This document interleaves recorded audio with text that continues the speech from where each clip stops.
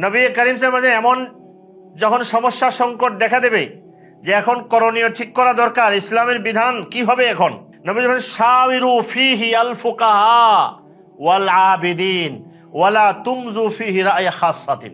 তোমরা এক্ষেত্রে ওলামাগণ, ফকিহ যারা গভীর ইলমের অধিকারী এবং বৈশিষ্ট্য সিফাতের অধিকারী, তাদেরকে সম্মিলিতভাবে তাদের সাথে পরামর্শ করে কি করো, সিদ্ধান্ত গ্রহণ করো।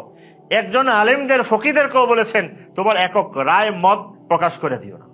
আর সেখানে জাতীয় আন্তর্জাতিক বড় বড় জটিল জটিল মাসালার মতো বিষয়ে, যেগুলো আমার মতো তালেব ইলম শিক্ষার্থী যেগুলোরে ভালো করে পড়ার মতো সাহসও করতে পারে না, যে কিনা একটা সহি জুমলা, একটা বাক্য সহি পড়তেও পারে না, সে এখানে আঙ্গুল নাড়ায় দেশ দুনিয়ার উপরে কথা বলে। একটা প্রথম মৌলিক কাজ হলো যাদেরকে আল্লাহ তাআলা শিখার যোগ্যতা দিয়েছেন, শিখার যোগ্যতা পড়ে, শিখার যোগ্যতা শুনে, শিখার যোগ্যতা দেখে, নানাভাবেই তো হয়, তাকে একদম শিখার ধারাবাহিকতাকে রক্ষা করেই প্রত্যেক মুমিন মুসলমানের জন্য একটা অংশ শেখা, আমরা বলি না ফরজে আইন, জরুরি এবং আবশ্যক। 2 নম্বর হলো নির্দিষ্ট পরিকল্পিত না আস্থাভাজন আলেমদের দ্বীনি বই পুস্তকের একটা অংশ পড়া জারি রাখা। 3 নম্বর হলো জিন্দেগির জন্য হক্কানি রব্বানি উলামায়ে কেরামদের নসিহত, ওয়াজ, উপদেশ গ্রহণ, শোনা, গ্রহণ করা এবং দ্বীনি জরুরি কাজগুলোতে তাদের থেকে পরামর্শ নিয়ে চলা। 4 নম্বর হলো পারলে সরাসরি কোনো দ্বীনি কাজ দ্বীনি জামাতের সাথে সাধ্যমতো সংযুক্ত থাকা। রিসালাতুল ইসলাম এবং জামিয়াতুল উলুমুল ইসলামিয়ার উদ্যোগে এই দ্বীনি তালিমের ধারাবাহিকতার মাঝে মাঝে আমরা একটা সমাপ্তি টানি, আবার শুরু করি, এভাবেই চলছে। তো একটা ধারাবাহিকতার আপাতত সমাপ্তির আজকে একটা সময়। তো এই জন্য কয়েকটা বিষয় আমি পুরা সময়কার এবং সামনের সময়ের জন্য আপনাদের সাথে একটু মুজাকারা করব। প্রথম বিষয় হলো, আমরা যারা মুসলমান ইমানদার দ্বীনের উপরে চলতে চাই, আমাদের পুরা জীবনের একদম লাইফ টাইম যেটা, এই পুরা জীবনের পরিকল্পনাটা কি হওয়া উচিত? একাডেমিক ভাষায় যদি বলি তাহলে সিলেবাস কি হওয়া উচিত, কারিকুলাম কি হওয়া উচিত, প্রাতিষ্ঠানিক ও অপ্রাতিষ্ঠানিক সব। এটা কোরআনে কারিমের অনেক জায়গায় অনেকভাবে আল্লাহ তাআলা বলেছেন। তো আমি সূরাত আল ইমরানের বিখ্যাত আয়াত তিলাওয়াত করেছি। এই আয়াতে কিন্তু এর একটা উদ্দেশ্য মৌলিক, আমাদের প্রত্যেক মুসলমানের মৌলিক উদ্দেশ্যের একটা কথা এক শব্দে এক আয়াতে বলে দেওয়া হয়েছে। সেটাকে, হে ইমানদাররা ইত্তাকুল্লাহ ওয়ালা তামুতুন্না ইল্লা ওয়া আনতুম মুসলিমুন। হে ইমানদাররা আল্লাহকে ভয় করো, মৌতের আগে মুসলমান হয়ে মরো, পরিপূর্ণ মুসলমান হয়ে। তা আমাদের আসলে প্রত্যেকেরই আমাদের সিলেবাস বলি, কারিকুলাম বলি, পরিকল্পনা বলি, উদ্দেশ্য বলি হলো মৌতের আগে আগে কি হওয়া, পরিপূর্ণ মুসলমান হওয়া। তো এটা চিন্তা করলে আসলে এই কথাটা আলোচনায় আসলেই সহজ হয় যে আমাকে মুসলমান হওয়ার, পরিপূর্ণ মুসলমান হওয়ার, পরিপূর্ণ মুমিন হওয়ার এক প্রচেষ্টা, এই জীবনভর এই প্রচেষ্টাটাই আমার কাজ। যেমন আল্লাহ তাআলা আরেক বিখ্যাত আয়াত, ওমা খালাকতুল জিন্না ওয়াল ইনসা ইল্লা লিয়াবুদুন, মানুষ জিন আমি সৃষ্টি করেছি আমার ইবাদত করার জন্য। আমরা অনেক সময় সহজে বোঝানোর জন্য বলি গোলামি করার জন্য। আসলে ইবাদত শব্দের যে অর্থ, এটা গোলামের মধ্যেও নাই। গোলাম বলতে আমরা দাস দাসী বুঝি। দাস দাসী তার মনিবের আনুগত্য করে, চূড়ান্ত আনুগত্য করে। একজন কর্মচারী তার অফিসারের যত আনুগত্য করে গোলাম তার মনিবের তার চেয়ে কম না বেশি? অনেক বেশি। কিন্তু বান্দা তার রবের তার চেয়েও বেশি আনুগত্য করে। গোলাম তার মনিবকে সবকিছু মনে করে, আমি আমার খাওয়া দাওয়া আমার মালিক সে, এই জন্য তার আনুগত্য বেশি। কিন্তু এটা মনে করে নাকি যে আমার মনিব আমাকে বানাইছে, আমার জীবন মৃত্যু মনিবের হাতে, এটা তো মনে করে না। কিন্তু যে আল্লাহর ইবাদত করে, রব আল্লাহকে রব মনে করে ইবাদত করে, সেইটা জানে আমার জীবন ও মৃত্যুর প্রতিটা ধাপে ধাপে যা কিছু আছে সব কার হাতে? আল্লাহর। ইবাদতের আসল সংজ্ঞা কিন্তু এটা, যে রবকে, রবের যে গুণাবলী বৈশিষ্ট্য যেটা কোনো রব ছাড়া আর কারো মধ্যে নাই, ওই বৈশিষ্ট্যের ধ্যান খেয়াল করে রবের ইবাদত যে সকল বিধিবিধান আছে ওগুলো মানলে ওইটা হলো আসল ইবাদত।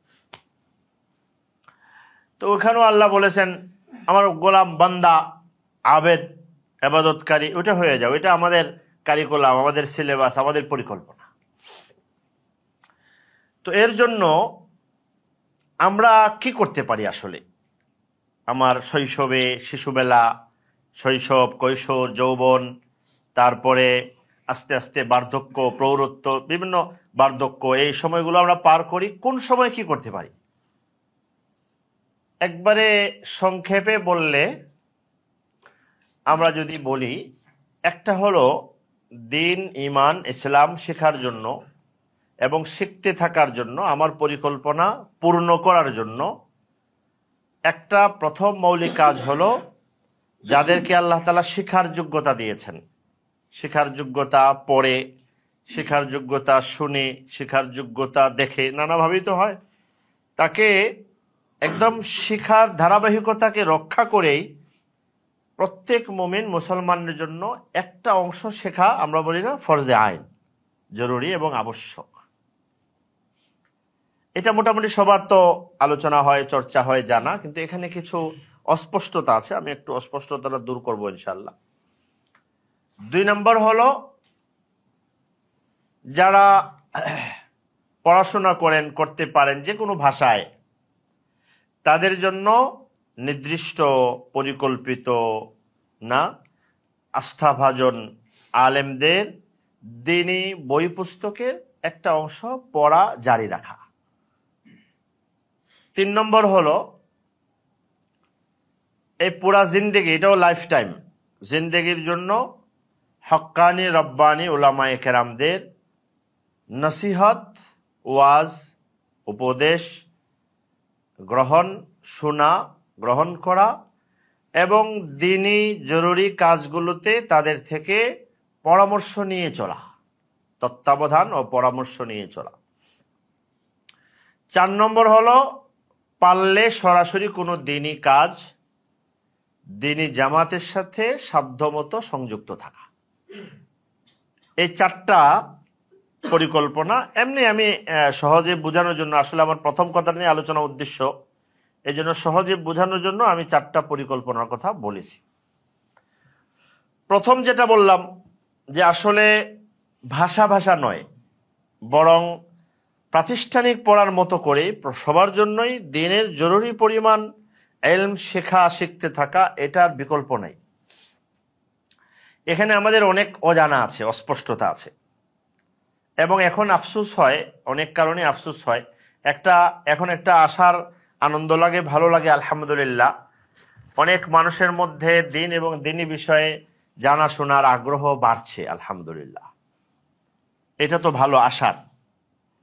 কিন্তু এই আশার মধ্যে দুরাশার বিষয় হলো জানা, পড়া, শেখার আগ্রহ তো আছে বটে, কিন্তু এখানে আমরা এমনি আমাদের পরিভাষা বলে আকদাম ফাল আকদাম, আহাম ফাল আহাম, আরবিতে বলে আর কি, যেটা বেশি গুরুত্বপূর্ণ আর একটা কি কম গুরুত্বপূর্ণ, তুলনামূলক থাকে না। আমাকে যদি বলে দুপুরবেলা খুব খিদা লাগছে, বাহির থেকে আসছি, এখানে ভাত আছে, এখানে তরকারি আছে, যে কোনো একটা তুমি কি করতে পারো, হ্যাঁ, তো এখন আমি কি তরকারিটা বেছে নেব? ভাত আছে আর কি আছে, তরকারি আছে, আর ধরেন সালাদ আছে, এখন কোনটা বেছে নেব?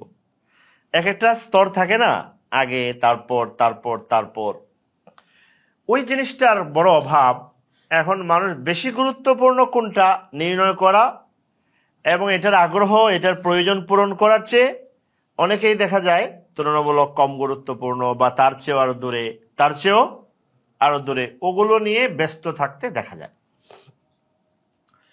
এবং শুধু ব্যস্ত না, ওখানে আরো দুঃখজনক হলো দ্বীনের মৌলিক ইলম, জ্ঞান, সিদ্ধান্তমূলক বিষয়ে জানার জন্য আল্লাহ, আল্লাহর রসুল যে ধারাবাহিকতা, যে সিলসিলা এবং যে উৎস, যে কেন্দ্র ঠিক করে দিয়েছেন, আমি যদি সহজে বোঝাতে বলি কেবলা ঠিক করে দিয়েছেন, এই কেন্দ্র এবং কেবলা থেকে মুখ ফিরিয়ে নেওয়ার কোনো উৎস, কোনো মাসদার, কোনো কেন্দ্র, এটার পরোয়াও নাই।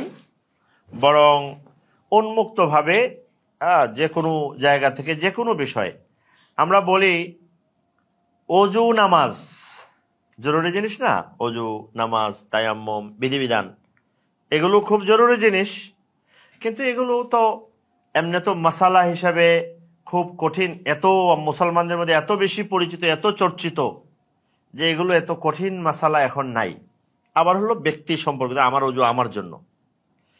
কিছু বিধিবিধান আছে যেগুলো উসুলি বলি আমরা, উসুলি মানে মৌলিক, সামগ্রিক, জাতীয় মাসালা।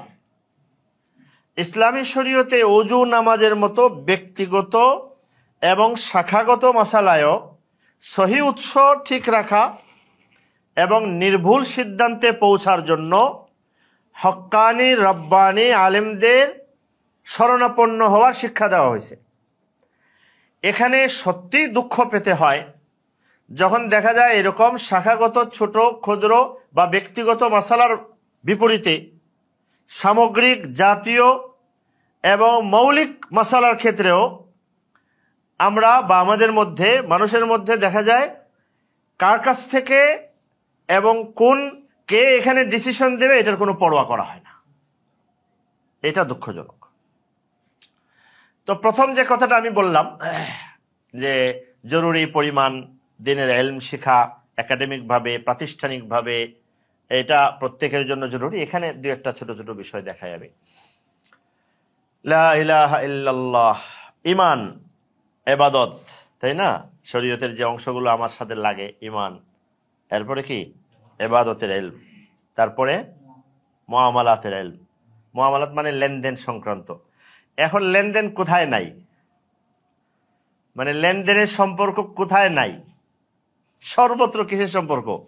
সব কিছুর মধ্যে। এরপরে মুআশারাত বলি, সামাজিকতা।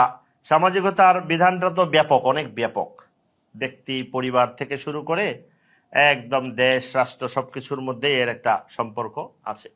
5 নম্বর আখলাক। আখলাক বা আচার আচরণ, ব্যবহার। তো এই যে ভাগগুলো আছে, এগুলোর মধ্যে আমাদের জন্য অপরিহার্য জিনিসগুলোর একটা প্রাথমিক পড়া তো বা শেখা আমার জন্য জরুরি। এটা থাকা চাই, এটা জরুরি, এটা আবশ্যক, এটা ধারাবাহিকভাবে শেখা দরকার। এগুলোর বাইরে কিছু জিনিস আছে, এগুলোর বাইরে 5টা জিনিস বললাম না, এর বাইরে কিন্তু জরুরি। আমি এটার কথা বলবো, এগুলোর তো আছেই, এর বাইরে জরুরি কিছু বিষয় আছে যেগুলো অপরিহার্য, যেগুলো মানুষ এখন বললে মানুষ নিতে চায় না, অনেকে পারে না, ধরতে পারে না।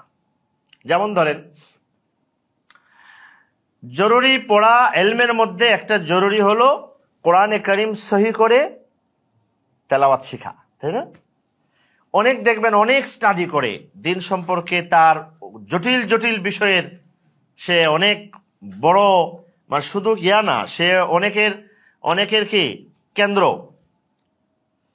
কিন্তু সে একটা কালিমায়ে তাওহীদ সহি করে পড়তে পারে না। আশহাদু আল্লা ইলাহা ইল্লাল্লাহ ওয়াহদাহু লা শারীকা লাহ, রব্বি ইশরাহ লি সাদরি, এটাও সহি পড়তে পারে না। রব্বি ইশরাহ লি সাদরি ওয়া ইয়াসসির লি আমরি ওয়াহলুল উকদাতাম মিন লিসানি ইয়াফকাহু, কোরআনে কারিমে আয়াত, সহি পড়তে পারে না। তো সে জানে না যে এটা যে কত জরুরি, বা এটার আমার স্তর অতিক্রম করলে পরে অন্য স্তর আসে। লা ইলাহা ইল্লাল্লাহ। দেখেন রাসূলুল্লাহ সাল্লাল্লাহু আলাইহি সাল্লাম, এটা বললাম ঈমান, ইবাদত ইত্যাদি অনেক কিছু না, কোরআনে কারীম সহি করে পড়ার দুইটা স্তর তো, একটা হলো নামাজে পড়া যায় লাগে এতটুক পরিমাণ আগে সহিহ হওয়া জরুরি। কিন্তু এরপরে নামাজে পড়ার আগের ছাড়া বাকি সারা জীবন কোরআনে কারিম পড়া, তেলাওয়াত করা সহিভাবে, এটা কি কাজ না? এটা কাজ। কাজ মানে কি?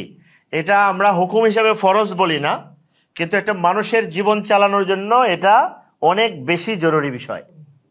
অনেক ধরেন আমরা ঘরে বাস করি, এই যে এখানে আছে, এখানে বাতি লাইট দরকার, ঘরে লাইট ফ্যান দরকার। বাতির কথাই বলি, বাতি কতটুকু সময়? পড়াশোনার সময়, রান্না বান্না কাজ, খাওয়া দাওয়া, কয়েকটা জরুরি কাজ বললাম। যদি এমন হইতো যে আমাদেরকে ঘরে রাতের বেলা বিদ্যুৎ দেওয়া হইতো 10 মিনিট খাওয়ার জন্য, 10 মিনিট, 20 মিনিট, 1 ঘন্টা কাজ করার জন্য, যেখানে থাকে এর বাকি সময় তো আমাদের কি করে রাখা হইতো? অন্ধকার করে রাখা হতো। তাইলে কি মানে আমার জীবনটা কেমন হতো? আমরা তো কল্পনা করতে পারি না। এটা তো লাইটের কথা বললাম। সূর্য যদি আল্লাহ এভাবে দিতেন যে দুপুরবেলা 2 ঘন্টা দেওয়া হলে 1 ঘন্টা রান্না করার জন্য, 1.5 ঘন্টা, আধা ঘন্টা খাওয়ার জন্য, এরপরে আবার সূর্য নিভে যাবে, এরপরে আবার এক এক টাইম আসবে, নামাজের সময় আধা ঘন্টা, ওই সময় আধা ঘন্টা, ওই সময় আধা ঘন্টা করে দেওয়া হতো, কেমন হতো? তো এটা বুঝি আমি যে সূর্য সারাক্ষণ থাকার দরকার নাই, কথার কথা, এমনি মানে বৈজ্ঞানিক ভাবে বলছি না, বা পৃথিবীর প্রয়োজন ও প্রয়োজন সেভাবে বলছি না, এমনি ধরলাম যে এর দরকার, এটা দরকার না।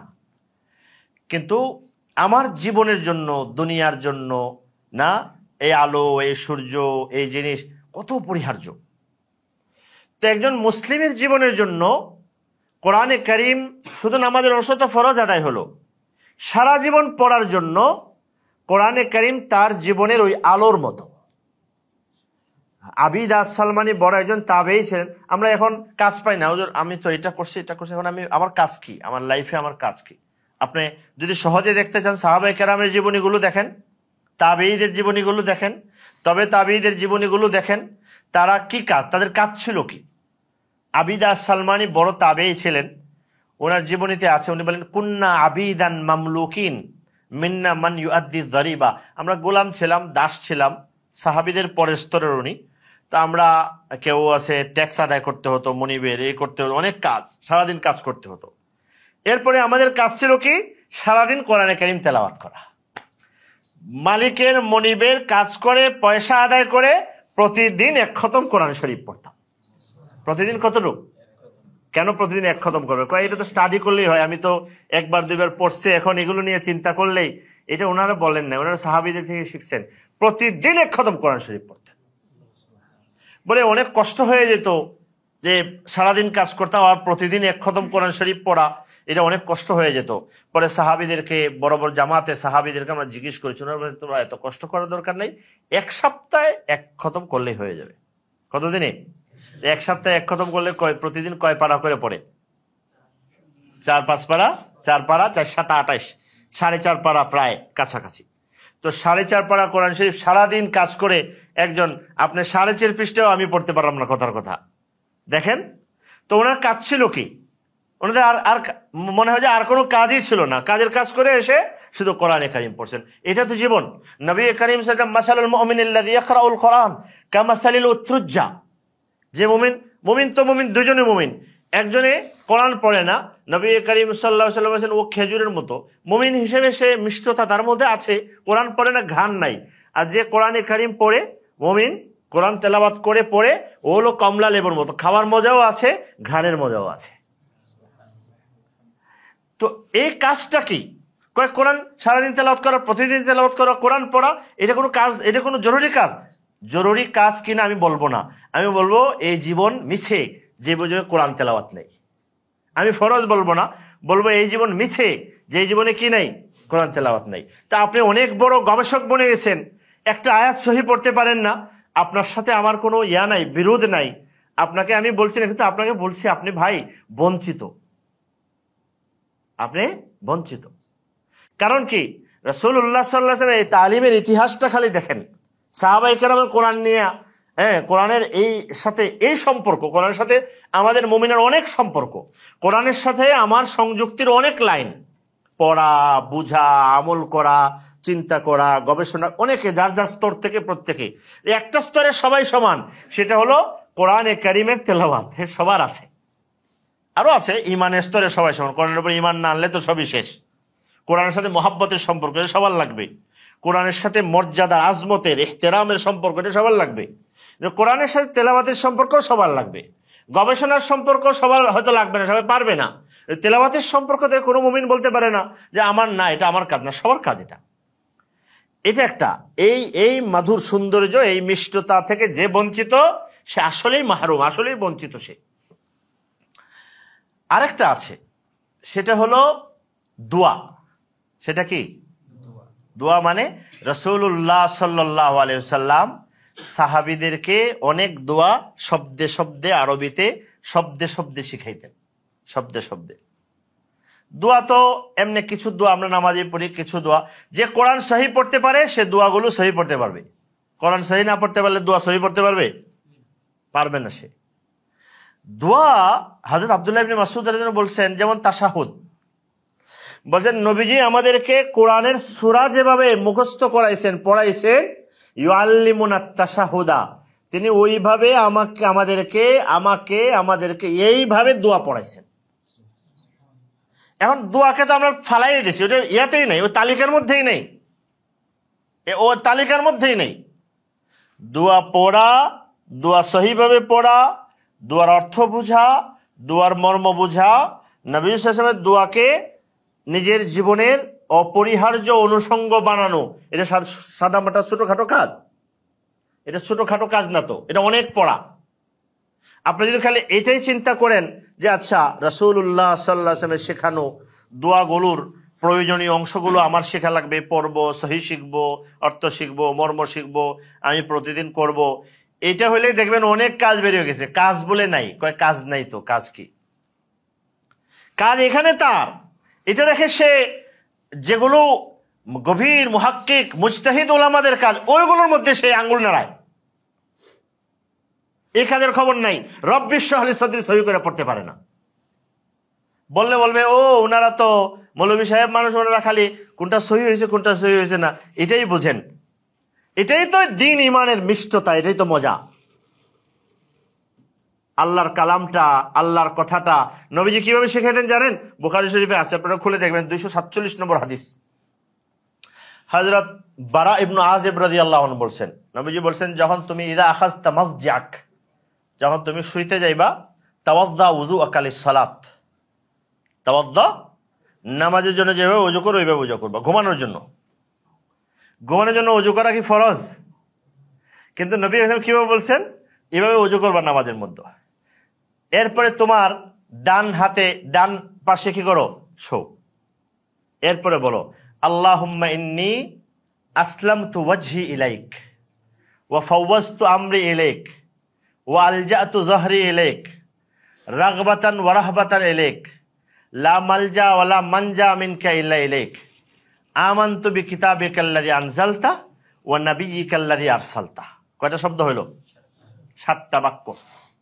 আল্লাহ, আমি আমার নফসটাকে আসলামতু ওয়াজহি ইলাইক, আপনার কাছে সমর্পণ করেছি। ফাওয়াজতু আমরি ইলাইক, আমার পুরা বিষয়টা আপনার হাতে সমর্পণ করেছি। আলজাতু যহরি ইলাইক, আমার পিঠকে আপনার দিকে সমর্পণ করেছি, আপনার আশ্রয় দিয়েছি। রাগবাতান ওয়া রাহবাতান ইলাইক, ভয়ে এবং আগ্রহে আল্লাহর দিকে বান্দা যাবে কি নিয়ে? দুইটা জিনিস, ভয়ও থাকবে আবার শৌকও থাকবে, মজাও থাকবে, এই দুইটা নিয়ে। আমানতু বিকিতাবিকাল্লাযী আনজালতা, আপনি যে কিতাব নাজিল করেছেন তার উপর ঈমান এনেছি। ওয়া নাবিয়্যিকাল্লাযী আরসালতা, আপনি যে নবীকে প্রেরণ করেছেন তার উপরে ঈমান এনেছি। এই দোয়াটা নবী কারীম বলছেন, যদি এটা পড়ে তুমি ঘুমাও, ফাইন মুত্তা ফাআনতা আলাল ফিতরা, যদি মরে যাও তুমি ঈমানদার হয়ে মরছো। ওয়াজআল আখিরা মা তাতাকাল্লামু বিহি, এই দোয়াটা শেষ, এরপরে আর কথা বলবা না। আমার ছোট ছেলে এখন তো 5 বছর বয়স হয়ে গেছে, 6 হয়ে যাচ্ছে, তো ওরে আমি একদিন এটা শুনাইছি যে এই দোয়াটার পরে আর কথা বলা যায় না। তো ঘুমের সময়, ঘুমের অনেকগুলো দোয়া আছে, তো একটা দুইটা করে পড়াই, অন্যগুলো পড়ে যে এটা বলে ফেলি, তখন কয় না এটা বলবো না, আমার মুখে চেপে ধরে, কারণ এটা বললে আর পরে কি করা যাবে না, পরে কথা বলা যাবে না, ও তো তার হলো কথা বলবে সে, এই জন্য ও পড়বে না, আমাকেও পড়তে দেবে, মুখ বন্ধ করে রেখে দেয়। এখনো অনেকদিন, সেই 3 বছর বয়স থেকে ওর এটা খুব মনে থাকে, ওই তো আসলে আমার মুখ চেপে ধরে, কয় এটা পড়া যাবে না। তো এই শেষ দেখেন, এই মানুষ যে কয় না ঘুম আসে না, ঘুম ধরে না, এটা কথা বলা বন্ধ করে দেন, এই বলে দেন, কেউ যদি এটা আমল এই নিয়তে করে যে শেষ আর কথা বলবো না, এটা ফরজ না, কিন্তু এটার যে সাথে যে সৌন্দর্যটা, এটা যদি করে ফেলে দেখবেন ইনশাআল্লাহ তাআলা এই উসিলায় কি হয়ে গেল, ঘুমের একটা। এই হাদিসটা নবী, এই দোয়া তো আর ফরজ না। ঘুমের সময় আল্লাহুম্মা বিসমিকা আমুতু ওয়া আহইয়া, এটা পারলেই ভালো, আর এটা না পারলেও তো ফরজ না ঘুমের দোয়া। ওই এটা তো ফরজ না, কেউ ফরজ না, কিন্তু এটা সৌন্দর্য। তো পোশাক যেগুলো পরে আসছেন আপনারা, এগুলো ফরজ। নাভি থেকে নিয়ে হাঁটু পর্যন্ত একটা চাদর জড়ায় বান্ধে এসে পড়তেন, তাই না? এরপরে তো শ্বশুর বাড়িও যাওয়া যায় নাভিন থেকে হাঁটু পর্যন্ত পোশাক পরে, তাই না? এটা তো ফরজ না, কিন্তু ফরজের চেয়ে কম না। আমরা বলি কি ফরজের চেয়ে কম না, কারণ এই নাভি থেকে হাঁটু পর্যন্ত পোশাক নিয়ে আমি যেতে পারবো, মরে যাবো, তবু শ্বশুর বাড়ি এটা পরে যাওয়া যাবে না। এটা হলো বিষয়। তো এখন এই দোয়া জীবনের সৌন্দর্য, এটা আপনি এটা সহি করে পারছেন না, আপনার একজনে জিজ্ঞেস করছে, বলছে, আপনি বলেন ও ওনারা খালি এগুলো নিয়ে আছেন, এগুলোর মধ্যে ইসলাম ঝুলে রয়েছে মনে হয়, যেন ইসলাম তো ইমানের নাম। আমি কত কিছু ভাবি, চিন্তা করি, এটার মধ্যে কি আছে বলেন? এই ধরনের চিন্তা কি সহি চিন্তা? দেখেন, হযরতে বারা ইবনে আযিব রাদিয়াল্লাহু, খেয়াল করেন, নবীজি দোয়া শিখাইছেন। নবীকে দুনিয়াতে আল্লাহ নবী তো শিখানোর জন্য পাঠাইছেন, এই দোয়া শব্দে শব্দে শিখাইছেন। শিখানোর পরে বারা ইবনে বলে সবক শোনাও। আমরা এই দুনিয়াতে বা এগুলোর মধ্যে যদি সবক নেওয়া শুরু করি, তাহলে দেখা যাবে ছাত্র নাই। কারণ আমি লেকচার শুনতে আমাদের খুব ভালো লাগে, আর লেকচার যদি ইন্টালেকচুয়াল হয়, লেকচার যদি মহাজাগতিক হয়, মহাকাশ কেন্দ্রিক হয়, তারপরে জ্ঞান ও বিজ্ঞানের বিশাল দর্শন হয়, তাইলে ওটা নিয়ে সবাই খুব খুশি, আজকে একদম পেট ভরে গেছে। আর যদি একটা দোয়া শিখাই দিয়ে বলে সহি, আইনটা উচ্চারণ করবেন, আরেকদিন আসেন, 3 দিন আসেও হয় না, যখন 4th দিন দেখা যাবে আর নাই। বাস্তব কথা আমি বলতেছি। আমরা অনেক জায়গায় দেখি, এটা যখন দেওয়া হয় তো এরপরে লোক কমে যায়।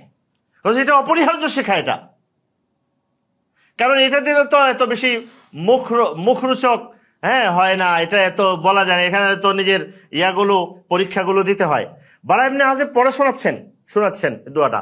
আল্লাহুম্মা বলেন, আল্লাহুম্মা ইন্নী আসলামতু ওয়াজহি ইলাইকা ফাওয়াজতু আমরি ইলাইকা আলজাতু যহরি ইলাইকা রাগবাতান ওয়া রাহবাতান ইলাইকা আমানতু বিকিতাবিকাল্লাযী আনজালত ওয়া নাবিয়্যিকাল্লাযী আরসাল। নাবিয়্যিকা আল্লাযী আরসালতা, এই শব্দটা শোনানোর সময় আরসালতা আর নবী, আরসালতা মানে রসুল প্রেরণ করা, আরসাল ইরসাল, এটা থেকে রসুল, একই ইয়া থেকে বের হয়ে, উৎস থেকে, আরসালা থেকে রসুল। তো উনি বলার সময় নবীজি বলেছেন নাবিয়্যিকাল্লাযী আরসালতা, যে নবীকে আপনি পাঠাইছেন। নবী আর রসুল তো একই কথা। উনি যখন রিপিট করে শোনাচ্ছেন, যখন ও নবীর জায়গায় রসুল বলেছেন, রাসূলিকাল্লাযী আরসালতা, শব্দও মিলে গেল, আর নবী আর রসুল তো একই, বুঝেন নাই? উনি শোনানোর সময় সব সহি ঠিক আছে, নবীকার জায়গায় কি বলেছেন? রাসূলিকাল্লাযী আরসালতা। বাহ্যিকভাবে এটা আরো সুন্দর হয়েছে, জুৎসই হয়েছে। আরসালা এবং রসুল দুইটা একই শব্দ, রাসূলিকাল্লাযী আরসালতা। তো এটা যখন বললেন, নবী বলেন লা, হয় নাই, ফেল, নবীকাল্লাযী আরসালতা। এটা কোরআন না, একথা ঠিক, সূরা ফাতিহা না, একথা ঠিক, এটা দোয়া, একথা ঠিক, কিন্তু এই দোয়ার শব্দগুলো বাতাস থেকে আসে নাই।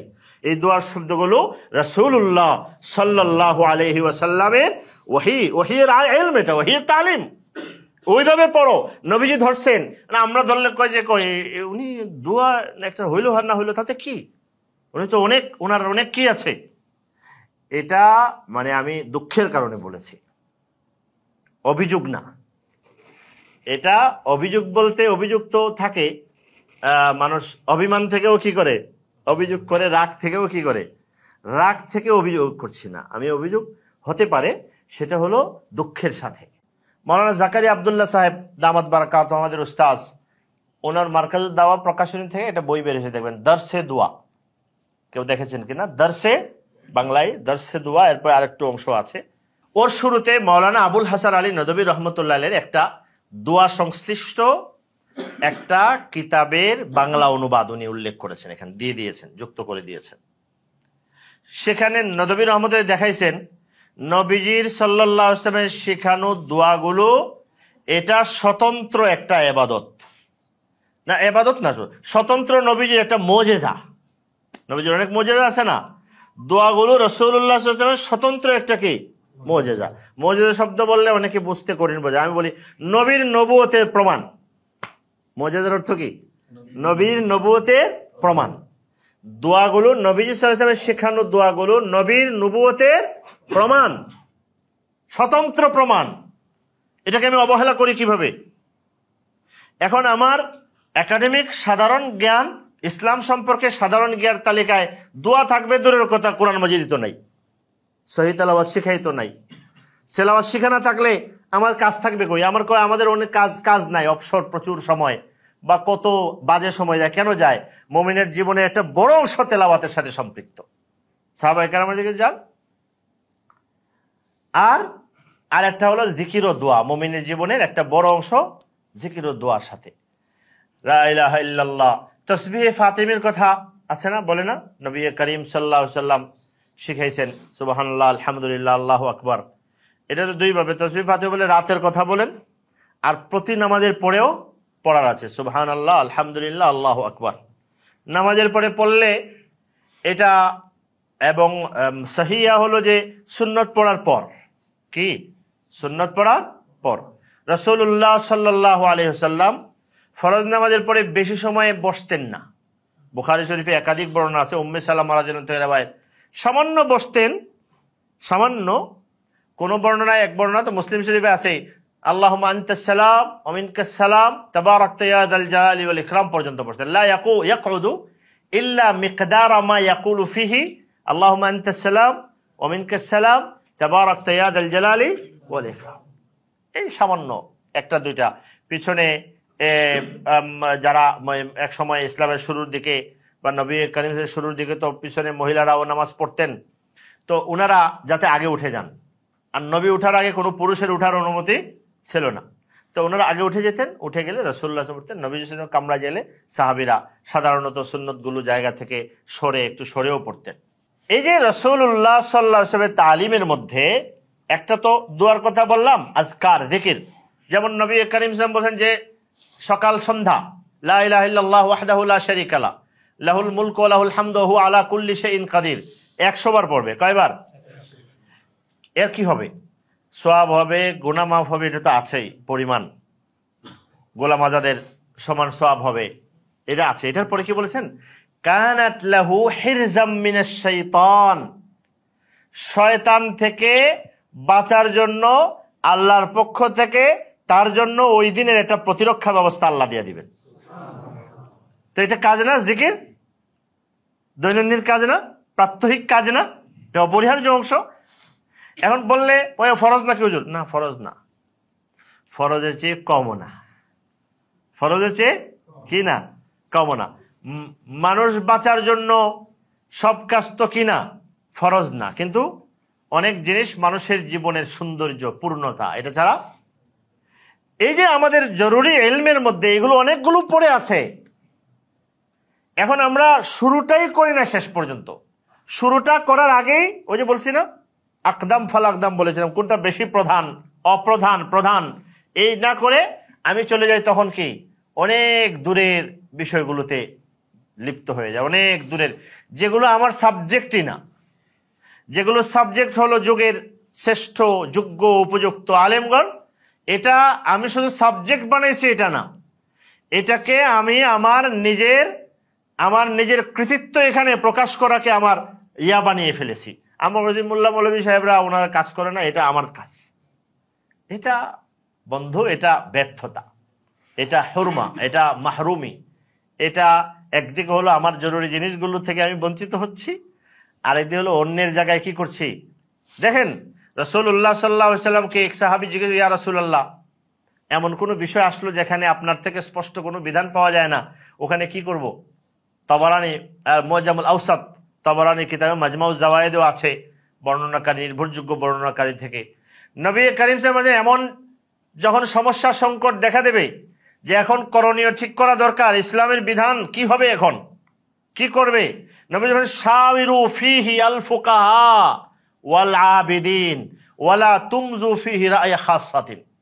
তোমরা এক্ষেত্রে ওলামাগণ, ফকিহ যারা গভীর ইলমের অধিকারী এবং বৈশিষ্ট্য সিফাতের অধিকারী, তাদেরকে সম্মিলিতভাবে তাদের সাথে পরামর্শ করে কি করো, সিদ্ধান্ত গ্রহণ করো। একজন আলেমদের ফকিহদেরকেও বলেছেন তোমার একক রায় মত প্রকাশ করে দিও না।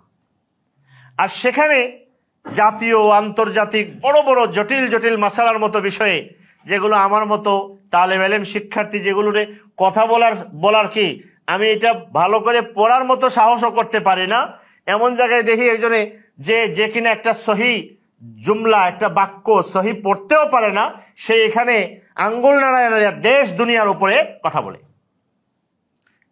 তার সাথে আমার কোনো, বা তাদের এগুলোর ব্যাপারে আমার কোনো দুঃখ নাই, দুঃখ তার জন্য, মাহরুমি। এটা আমার কাজ, আমি রেখে অন্যের কাজ নিয়ে কি করছি, টানাটানি করছি। তো আমারটা থেকেও আমি বঞ্চিত হচ্ছি। হ্যাঁ, যখন তাকে দেখা যায় রব্বি ইশরাহ লি সদরি সহি করে পড়তে পারে না, তখন মনে দুঃখ ছাড়া আর কিছু হয় না। তো আমার যে জরুরি ইলম শিখার যে জিনিসটা, এটা একটা পরিমণ্ডলটা আগে ঠিক করতে হবে, যে কি কি আসলে পরিমণ্ডল। এটা শিখতে থাকলে দেখবেন আমরা যে ব্যস্ত জীবন, এই জীবনের পুরা জীবন এটার পিছনে যাবে, এটার পেছনে যাবে। এই জন্য জরুরি ইলম শিখার পরিমণ্ডলটা বোঝা দরকার আমার। জিকিরের ইলম, দোয়ার ইলম, হ্যাঁ, আযকারের ইলম, কোরআনে কারীমের তেলাওয়াতের ইলম, এরপরে কোরআনের শিক্ষা আরো যেগুলো আছে এগুলোর ইলম, এটা বাড়তে থাকে, বিস্তৃত। এটা একবারে ছোট জিনিস না, এটা লম্বা সময়ের ব্যাপার। আল্লাহ তাআলা তৌফিক দান করে। এর সাথে আমি বলেছি দ্বিতীয় হলো হাক্কানি রব্বানি, যারা আহলে ইলম, আহলে ফিকহ, আহলে রায়, এই শব্দগুলো আমি শরীয়তের পারিভাষিক শব্দ, এই জন্য আরবি বা এগুলোতেই বললাম। অর্থাৎ যারা দিন এবং শরীয়তের দৃষ্টিতে আস্থাভাজন, ওই যে বলছি ফুকাহা আবেদিন, দুটো শব্দ বলেছেন। ফকিহ আবার কি আছে, ইবাদত। আবেদিন মানে আমল, আখলাক, ইলম এবং আমলের সমন্বয়, যার মধ্যে পূর্ণতার সাথে আছে, তাদের থেকে নিতে বলেছেন, তাদের থেকে নিতে বলেছেন। আমি দুইটা কিতাব, দুইজন জগৎ বিখ্যাত আলেমের দুইটা আলোচনার দুইটা অংশ নিয়ে আসছি, সুযোগ হলে একটু পরে শোনাবো। লা ইলাহা ইল্লাল্লাহ, আস্তাগফিরুল্লাহ, আস্তাগফিরুল্লাহ। তো দ্বিতীয় যেটা বলছিলাম সেটা হলো, আমরা বলি তারগিব তারহিবের ইলম। আমি যে দিনের উপর চলছি, আমার উৎসাহ না হলে তো কাজ জারি থাকে না, উৎসাহ বাড়াইতে হয়। ভয় না থাকলে মানুষের আমল কি থাকে না, ঠিক থাকে না। মানুষের মধ্যে উত্থান পতন হয়। একজনে ঘুষ খাবে না নিয়ত করছে, কিন্তু লোভে পড়ে খাইয়ে ফেলায়। তো এই জন্য আল্লাহ তাআলা রাখছেনই তারে প্রতিদিন, প্রতিনিয়ত, সবসময় তার উৎসাহ, ভয়, আইন সবকিছুর মধ্যে মিলে থাকলে মানুষ কি থাকে, ভালো থাকে। সবগুলোর নাড়াচাড়া থাকলে তখন মানুষ কি থাকে, সবসময় কন্টিনিউ করতে হয়, পড়তে হয়, জানতে হয়, শুনতে হয়। এই জন্য হাক্কানি রব্বানি ওলামায়ে কেরামদের কিছু নির্বাচিত দিনী বই পুস্তক পড়া জারি রাখা, তাও আলেম ওলামাদের পরামর্শ অনুপাতে। মানে আমাদের জীবন এত বিস্তৃত না যে যা তা পড়তে। আমরাও তো নির্বাচন করে পড়ি। কেন নির্বাচন করে পড়ি? সময় তো অনেক দামি। আমি শুধু পড়লে তো কাম হবে না, আমার নামাজ আছে, আমার তেলাওয়াত আছে, আমার জিকির আছে, আমার পরিবার আছে, আমার সংসার আছে। পরিবারে সময় দিতে হয় না, এটা আমার জীবনের অংশ। আমার কাজ আছে, আমার অফিস, আমি অফিসে বসে বসে ফাঁকি দিয়ে যদি খালি ওইগুলো বসে বসে পড়ি, এটা আমার দিনের জিনিস কিনা, যদি ফাঁকি হয় আর কি, সুযোগ হলে ভিন্ন জিনিস। তো দেখবেন যে ব্যস্ত জীবনে খুব বেশি পড়া যায় এরকম না। এই জন্য নির্বাচন করে নিরাপদ পন্থা অবলম্বন করা উচিত। এটা আমার লাইফ টাইম কারিকুলাম। 3 নম্বর বলেছিলাম ওলামায়ে কেরামদের নির্বাচন, এটাও আস্থার সাথে নির্বাচিত। যা পাই তা শুনলাম, যখন যেটা মন চাইতেছে, কোনো ধারাবাহিকতা নাই, কোনো প্রয়োজন অনুভব করছে না, এরকম যা পাই পড়লাম, শুনলাম, এটা না। নির্বাচিত ওলামাদের সরাসরি উপস্থিত হয়ে দিনী নসিহত, ওয়াজ ও নসিহত শুনতে থাকা, শোনা, আর পরামর্শ, দিনী বিষয়ে কি নেওয়া, পরামর্শ নেওয়া, প্রয়োজনের সময় পরামর্শ নেওয়ার চেষ্টা করা। এটা আরেকটা লাইফ টাইম কাজ। শেষ বলেছি, হক সহি দিনী কোনো কাজের সাথে কি হয়ে থাকা, যুক্ত হয়ে থাকা। হ্যাঁ, তো এর মধ্যে অবশ্যই হক সহি হওয়া জরুরি, আর না হলে অন্তত দিনী বিভিন্ন কাজের সাথে নিয়মতান্ত্রিক যুক্ত অথবা একটা দিনী মাদ্রাসা আছে, ওখানে আমার যাওয়া আসা চলাফেরা, এটাই আমার একটা কি সম্পৃক্তি সংযুক্তি, এটাও মানুষদেরকে হকের উপরে রাখে। এই 4টা পরিকল্পনার কথা, আমি সবগুলোর মধ্যে যাই নাই, আমি প্রথমটার কথাই বলতেছিলাম। একাডেমিক দিনী এলম শিখার যে কথাগুলো আমি বললাম, ইমান, ইমানিয়তের এলম, ইবাদত, মুআমালা, মুআশারা, আখলাক, এগুলো শিখার স্তরগুলো, এর মধ্যে কিছু যেটাকে অপ্রয়োজনীয় মনে করা হয়, সহি কোরআন তেলাওয়াত শেখা, দোয়া, আদইয়া, আজকার সহিভাবে শেখা, চর্চা করা, নিয়মিত জিকির, তাসবিহ, ইস্তিগফার, তওবা, এগুলো নিজের জীবনের আমলের অংশ বানানো, এটা জরুরি। এর জন্য পুরা জায়গার মধ্যে আহলে ইলম, উলামায়ে কেরাম, আলেম, এদের বিষয়ে 2টা কথা আমরা, একটা কথা তো জরুরিভাবে এই যে আমি বলছি, আলেম তো খালি ডিগ্রির নাম না, সেটা ইউনিভার্সিটির হোক, সেটা মাদ্রাসারই হোক, কোনো ডিগ্রির অর্জনের নাম কি না। এটা তো আমাদের এখানে তো প্রচুর আলোচনা এটার হয়। এই জন্য যারা আহলে হক উলামায়ে কেরাম, এরা সবসময় নিজেরা নিজেদেরকে সংকুচিত করেন, শঙ্কায় থাকেন, ভয়ের মধ্যে থাকেন। সাহাবীরা বলছেন ফাইনাল হাইয়া লা ইউমানু আলাইহিল ফিতনা, ভয় করতেন, যে আমি তো মৌতের আগ পর্যন্ত আমি নিশ্চিত না যে আমি কি করব, আমার নিজের ব্যাপারেই তো কি নেই, সমাপ্তিটা কোথায় হবে। এই জন্য হকের উপরে থাকা, দেখেন না মৌলানা সাদ সাহেব নিয়ে কথা হয় তাবলীগের যে অংশের মধ্যে, তো উনি তো একটা পোড়াল ইয়ার মধ্যে ছিলেন, কিন্তু এখন তার ভুল চোখ, এবং এটা নিয়ে আলোচনা কম হয় আসলে, তিনি ভুল সিদ্ধান্ত দেওয়ার এমন একটা পন্থা অবলম্বন করেছেন যে ওটু এখান থেকে খালি কিসের প্রোডাকশন, ভুলের প্রোডাকশন হতে থাকে। এটা এখন ব্যাখ্যা করার সুযোগ নাই, মানে কেউ যদি মূলনীতি পাল্টায় দেয়, আপনারা দেখবেন স্বাভাবিকভাবে বলেন আমরা যে কোরআন, সুন্নাহ, ইজমা, কিয়াস শরীয়তে দিনের মূল 4টা মূলনীতি। উনি কথায় বলে কাম মানে দাওয়াত তাবলীগের কাম সহ, এটা কিসের তাবে, এটা সিরাত কা তাবে, সিরাতের অনুগামী। সিরাত সুন্নাহ যেটা উৎস, ওইটাই সিরাত থেকে সুন্নাহ, সুন্নাহ থেকে কি। তো এটা আসলে একটু ব্যাখ্যা দরকার কথাটার, যে কোরআন হাদিস যেটা আমরা বলি না, হাদিস, সিরাত তো হাদিসই তো সিরাত। হাদিস থেকে শরীয়তে দ্বীনের মাসালা বের করার কিছু কি আছে, এই নিয়ম অনুযায়ী যদি না হয়, কেউ যদি খালি সিরাত পড়তে থাকে আর ওখান থেকে মাসলা মাসাইল বের করতে থাকে, তাইলে তো ওই হাদিস পড়তে থাকে আর মাসালা বের করতে থাকে, এটার চেয়ে আরো মারাত্মক হবে। কারণ হাদিসের কিতাবে তো আখের শেষ শুধু হাদিসগুলো থাকে, সিরাতের কিতাবে শুধু হাদিস না, বরং অনেকগুলো এমনি ইতিহাস, ঘটনা, অনেকগুলো দুর্বল, অবাস্তব, অপ্রমাণিত এমন জিনিস আছে অনেক। তো এখন যদি কারোর মধ্যে এই মানদণ্ডগুলো রক্ষা না করে, তাহলে ভুলের একটা কি হবে, বিশাল ইয়া তৈরি হয়ে যাবে এখানে। তাই হচ্ছে। তো এই জন্য এটা তো জরুরি জিনিস। এই জন্য আমি যেটা বলছিলাম, আলেম কিছু মানে ইলম, জ্ঞানের পাশাপাশি কিছু বৈশিষ্ট্য, জ্ঞান ও বৈশিষ্ট্যের সমন্বয়ের নাম কি, ইলম। এই জন্য মৌলানা আশরাফ আলী থানভী আমাদের কি বলতেন জানেন, ওনারা বলছেন ইলম কাকে বলে। উনি বলছেন, ওনার উর্দু শব্দটা এরকম, ইলম ও হে जो गुनाह से जायल हो जाता। ইলম ওই জিনিস যেটা গুনাহ করলে চলে যায়। তো এখন বলেন, গুনাহ করলে চলে যায়, তার নলেজ এবং জ্ঞান দিয়ে এটাকে ব্যাখ্যা করার কোনো সুযোগ নাই। কারণ একজন যদি জ্ঞান আছে যে এটা জাহান্নামের পথ, কিন্তু তার গুনাহ করতে তার ভয় লাগে না, তাইলে এ তো যা ইচ্ছে তা করতে পারবে। তো তার মধ্যে তো দিন নিরাপদ না, সে তার কাছে তো দিন কি না নিরাপদ, সে মানুষদেরকে জাহান্নামের পথে যে কোনো সময় ডাকতে পারে।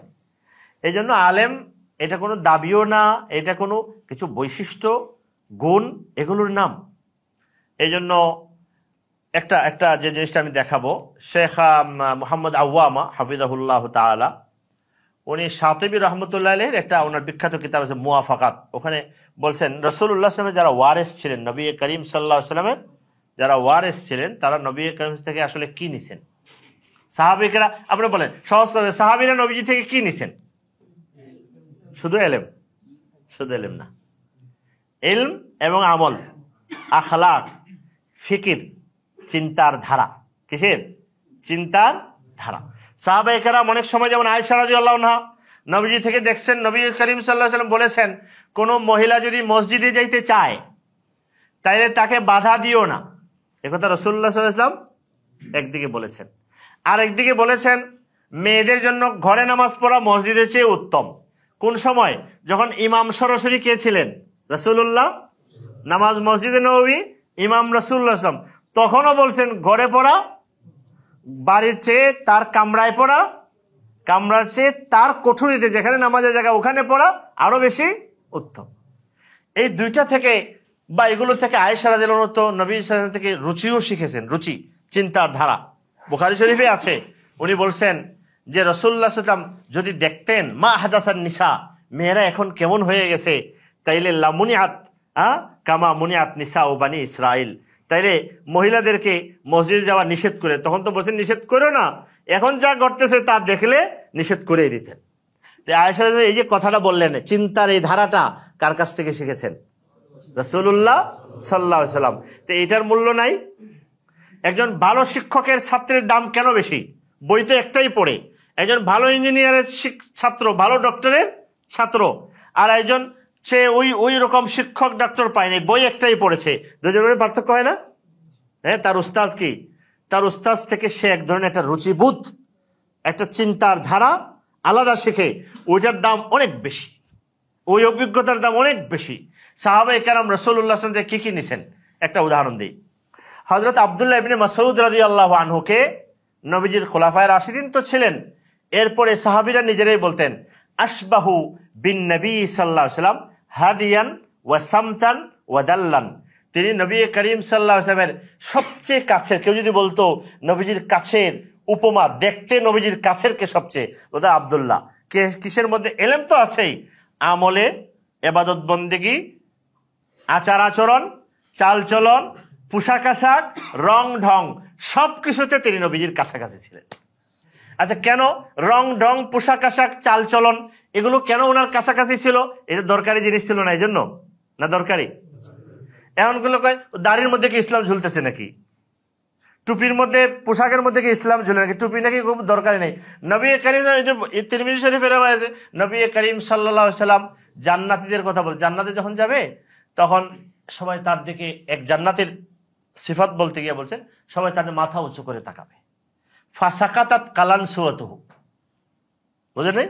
মাথা উঠাইছেন আর টুপি মাথা থেকে পড়ে গেছে, বুঝলেন? নেই, টুপি পড়লেই তো মাথা থেকে পড়ে নাকি? হ্যাঁ, জাযাকাল্লাহ। টুপি পড়লেই তো মাথা থেকে পড়ে, টুপি কেন পড়তেন? সেজদা করতে গেছেন বালু, আলাল কালানেস, আমরা আল্লামাইমি ওয়াল, বালু গরম, কি করবে? টুপি আর পাগড়ি টান দেয় না, সেজদা করছি। টুপি তখন আমাদের সেজদার সময় বাড়ি থেকে আনছে নাকি? তো এটা তো ওনারা দেখছেন, পড়ছেন। এখন তো টুপির মধ্যে কি ইসলাম লেগে রয়েছে নাকি? পোশাকের মধ্যে আজকেও বুখারী শরীফে ওই হাদিস গেছে, হযরত ওমর রাদিয়াল্লাহু আনহু একটা পোশাক দেখে নবীজিকে বলেছে, ইয়া রাসূলুল্লাহ, এটা আপনার জন্য কিনলে তো খুব ভালো হইতো, জুমার দিন মানুষ আসলে পড়তেন। নবী করিম সাল্লাল্লাহু আলাইহি ওয়াসাল্লাম এই পোশাক কারা পরে জানো? রেশম সিল্ক মিশ্রিত ছিল। এই পোশাক কারা পরে? মাল্লা খালাকা লাহু ফিল আখিরা, আখিরাতে যার কিছু দরকার নাই এই পোশাক পরে। পোশাকে ইসলাম ঝুলে নেই, বলেন না? আছে কি না? তা আব্দুল্লাহ ইবনে মাসউদ নবীর সবচেয়ে কাছে কেন ছিলেন? হাদিয়ান ওয়া সামতান ওয়া দাল্লান, নবীর রং ঢং, পোশাক আশাক, চাল চলন সবকিছুতে রাসূল সাল্লাল্লাহু সবচেয়ে কাছের ছিলেন। ওনার থেকে ওনার ছাত্র আলকামা সম্পর্কে বলা হয়েছে কি জানেন? কেউ যদি আব্দুল্লাহ ইবনে মাসউদকে না দেখে থাকে, আলকামাকে দেখলে আর আব্দুল্লাহ ইবনে মাসউদকে দেখা লাগবে না। কারণ আব্দুল্লাহ ছিলেন পোশাক আশাক, চাল চলন, রং ঢং, কথাবার্তা সবকিছুতে একদম হুবহু আব্দুল্লাহর ফটোকপি। আলকামার ছাত্র ছিলেন ইব্রাহিম। তার সময় বলা হয়, তার জীবনীতে আছে, কেউ যদি আলকামাকে না দেখে তাহলে ইব্রাহিমকে দেখলে আলকামাকে দেখা লাগবে না। কারণ ইব্রাহিম তার উস্তাদের চালচলন, পোশাক আশাক, আমল আখলাক, রং ঢং সবকিছুতে হুবহু তার অনুকূল, তার অনুরূপ ছিলেন। ইব্রাহিমের ছাত্রের নাম হলো মনসুর সম্পর্কে, মনসুরের ছাত্রের নাম হলো সুফিয়ান সম্পর্কে, সুফিয়ানের ছাত্রের নাম হলো ওকি সম্পর্কে, ওকির ছাত্রের নাম হলো আহমদ ইবনে হাম্বল সম্পর্কে, আহমদ ইবনে হাম্বলের ছাত্রের নাম হলো ইমাম আবু দাউদ সম্পর্কে, প্রত্যেক সম্পর্কে, তার উস্তাদ সম্পর্কে ঐতিহাসিকরা বলছেন তিনি তার উস্তাদের অবিকল অনুরূপ ফটোকপি ছিলেন। বুঝতে পারছেন কথাটা? আব্দুল্লাহ ইবনে মাসউদের ইন্তেকাল হয়েছে 32 হিজরিতে। আলকামা আরো 30-35 বছর বাঁচছেন। আলকামার ইন্তেকাল হয়ে গেছে। ইব্রাহিম আন-নাখাই 96 হিজরি পর্যন্ত বাঁচছেন, আরো 30-40 বছর বাঁচছেন। ইব্রাহিমের ইন্তেকাল হয়ে গেছে। মনসুর আরো অনেক দিন বেঁচেছেন, মনসুরের ইন্তেকাল হয়ে গেছে। সুফিয়ান সৌরি তার ছাত্র 161 হিজরিতে বাঁচছেন, তার ইন্তেকাল হয়ে গেছে। তার ছাত্র ওকি 198 হিজরি পর্যন্ত বাঁচছেন, তার ইন্তেকাল হয়ে গেছে। ওকির ছাত্র আহমদ ইবনে হাম্বল 241 পর্যন্ত বাঁচছেন, তার ইন্তেকাল হয়ে গেছে। আহমদ ইবনে হাম্বলের ছাত্র ইমাম আবু দাউদ 273 সম্ভবত 73 হিজরি পর্যন্ত বাঁচছেন। একদম নবীজির আমল, আখলাক, আদব, পোশাক আশাক, চালচলন, রং ঢং ইমাম আবু দাউদ পর্যন্ত ধরে রাখছেন না? রাখছেন কিনা? আল্লাহর মেহেরবানি এখনো পর্যন্ত ওলামায়ে কেরামের একটা ধারা আছে, 1400 বছর পর্যন্ত ধরে রাখছে। নাহলে থাকতো না এটা। যদি এটা বলা হতো যে এগুলোতে ঝুলে আছে নাকি ইসলাম, তাহলে কিচ্ছু থাকতো না। দেখলে মনে হইতো মানুষ, কিন্তু রাসূলুল্লাহ সাল্লাল্লাহু আলাইহি ওয়াসাল্লাম সাহাবায়ে কেরামের কি রূপ ছিল কিছুই থাকতো না আজকে, যদি এরকম জ্ঞানী লোক ওই যুগে থাকতো। এত কিছু কি, ইসলাম তো মনের ব্যাপার, হার্টের ব্যাপার, দিলের ব্যাপার, চিন্তার ব্যাপার, গবেষণার ব্যাপার, তাহলে কিচ্ছু থাকতো না আজকে, কিচ্ছু থাকতো না। এখন জ্ঞানীরা সহশিক্ষাকে বৈধতা দেয় না? হ্যাঁ, কি ব্যাপার, নারীরা শিখবে, পুরুষরা বলবে, এলেম শিখবে, সমস্যা কি? তো কিছুই থাকতো না আজকে, এগুলো ছিল। আমি 2টা উদাহরণ দেখাই। মাওলানা ইউসুফ বানুরি রহমতুল্লাহ আলাইহি, নাম শুনছেন অনেকে, বিন্নুরি বলে, পাকিস্তানের জামিয়াতুল উলুম ইসলামিয়া, পাকিস্তানের এক সময় সবচেয়ে বড় আলেম 2-1 জনের মধ্যে উনি ছিলেন। আনোয়ার শাহ কাশ্মীরি ছাত্র, এবং হাদিসের উপরে ওনার অগাধ জ্ঞান ছিল, বিশাল পাণ্ডিত্য ছিল। 1965 থেকে 65 সাল থেকে 1965 সাল, 69 আর অনেকবারই মিশরে আন্তর্জাতিক ইসলামিক কনফারেন্স হয়েছে কয়েকবার। ওগুলোর মধ্যে উনি পাকিস্তান, উভয় পাকিস্তানের প্রতিনিধি হয়ে সব সময় গেছেন, কারণ উনি ওই সময় এই পুরা উভয় পাকিস্তানের সবচেয়ে বড় আলেমদের একজন ছিলেন। ওনার লেখা বাসায়ের ইবার একটা কিতাব, 2য় খণ্ড, ওনার প্রবন্ধমালা, ওই সময়ের লেখা। এখান থেকে 249 নম্বর পৃষ্ঠা, এখান থেকে একটা জিনিস আপনাদেরকে পড়ে শোনাই, দেখেন। উর্দু তো কিছু কিছু তো অনেকেই বুঝেনি, তারপর আমি দরকার হলে বলবো। हिंदुस्तान और पाकिस्तान के अकाबिर उलमा में जो खसूसियत है महसूस हुआ कि अरब ममालिक के अहले इल्म से वो खसूसियत मुद्दत हुई रुखसत हो चुकी है। উনি বলেন, আমরা হিন্দুস্তান পাকিস্তানে যে সকল উলামায়ে কেরামদের দেখছি, তাদের যে কিছু বৈশিষ্ট্য আছে, আরব দেশের সবার না, আলহামদুলিল্লাহ সবার না, একটা বড় অংশ থেকে এই বৈশিষ্ট্যগুলো অনেকদিন থেকে বিলুপ্ত হয়ে গেছে। আগে ছিল, তখনও ছিল, কিছুদিন থেকে, 1965 বা ওই সময়ের কথা। দিনই তাসাল্লুব, পুখতেগি, দিনের ব্যাপারে মজবুত থাকা, ছোট ছোট বিধানকে যে গুরুত্ব দেয়, এ বড় বিধানের গুরুত্ব দিবে না। হ্যাঁ, ছোট ছোট থেকে বড় সবগুলো যে সমান গুরুত্বের সাথে দেখে। পুখতেগি, শায়ের ইসলাম কি বাকা কি কোশিশ, ইসলামের যে রূপগুলো, সৌন্দর্যগুলো, ইসলামের যে প্রতীকগুলো, এগুলোকে ধরে রাখা মজবুত ভাবে। বেলা খৌফে লাউমে লায়েম, হককে ইজহার মে জুরআত और কুওয়াতে ঈমানী কা সুবুত। কে কি বললো এটা দেখা নাই, হক যখন দরকার তখন বলা দরকার, প্রচার করা দরকার। এই যে বৈশিষ্ট্য তাদের মধ্যে ছিল। किसी गैर सही मकसद के लिए हुकूमत वक्त का आला कार ना बनना, उस मसलक में जो अवाक़िब व नताइज पेश आए, खंदा पेशानी से लब्बैक कहना। मैं समझता हूँ कि जौहर ममालिक अरबिया में ख़त्म हो चुका है। तारीखी रोशनी में मुझे नज़र आता है कि चंद अफराद को मुस्तस्ना करने के बाद, কিছু লোক তো ভিন্ন আছে, 10वीं 11वीं सदी हिजरी से वो सिफात जो अरब ममालिक के खसाइस थे गैर मुनकसिम हिंदुस्तान की तरफ मुंतकिल हो गए। আমি দেখে যেটা বুঝেছি, যে দেখেছি এগুলো আরব দেশে কেন জানি কমে যাচ্ছে, বিলুপ্ত হয়ে গেছে। এরপরে আরো অনেক কথা বলেছেন, তাদের মধ্যে একটা সবকিছুতে একটা বিধানকে হালকা করা, হ্যাঁ, এটা আসলে এটা হালকা করা, এটা তো ফরজ না, এটা তো জায়েজ। হ্যাঁ, মানে এগুলো অনেকগুলো আছে। কোবা মসজিদের মতো পবিত্র মসজিদ, কোবা মসজিদ মক্কা মদিনার পরে সৌদি আরবে তো এটা একটা বিখ্যাত মসজিদ। নবীজি বলছেন কোবা মসজিদ 2 রাকাত নামাজে উমরার নামাজ হয়। ওখানে খতিব ছিলেন সালে মোগামেসি, বিখ্যাত ব্যক্তি ছিলেন। উনি বাদ্যযন্ত্রকে অবলীলায় জায়েজ বলে, গান বাদ্য এগুলো তো কি আছে, বুঝতে পারছেন? এই ধরনের একটা অবস্থা মৌলানা ইউসুফ বানুর রহমত, উনি বিশাল আরব অনারব দেশগুলোর সাথে একটা বড় সম্পর্ক ছিল। দ্বিতীয় মৌলানা তাকি উসমানী সাহেব দামাত বারাকাতুহুম, ওনার একটা অংশ আমি আপনাদেরকে দেখাচ্ছি। দিনী মাদ্রাসার গুরুত্ব। এই যে দিনী মাদ্রাসা সমূহ যা এই উপমহাদেশ সর্বত্র জালের মতো ছড়িয়ে আছে, অনেক সময় মানুষের অন্তরে এ সম্পর্কে নেতিবাচক ধারণা জন্মায় এবং কেউ কেউ তা উচ্চারণও করে। অজ্ঞ অর্বাচীনদের মুখ থেকে তো হর হামেশাই শুনতে পাওয়া যায় যে এসব মাদ্রাসায় যারা বসে থাকে তারা তো দুনিয়ার কোনো খবর রাখে না, এরা কি করে খাবে। দেশের ভেতর বাইরে বিশাল একটা শ্রেণী সুপরিকল্পিতভাবে মাদ্রাসার বিরুদ্ধে অপপ্রচার চালাচ্ছে। এরা প্রাচীনপন্থী, এরা প্রতিক্রিয়াশীল, এরা দেশ ও জাতির কোনো উপকারে আসছে না, এ জাতীয় হাজার অভিযোগ এদের বিরুদ্ধে।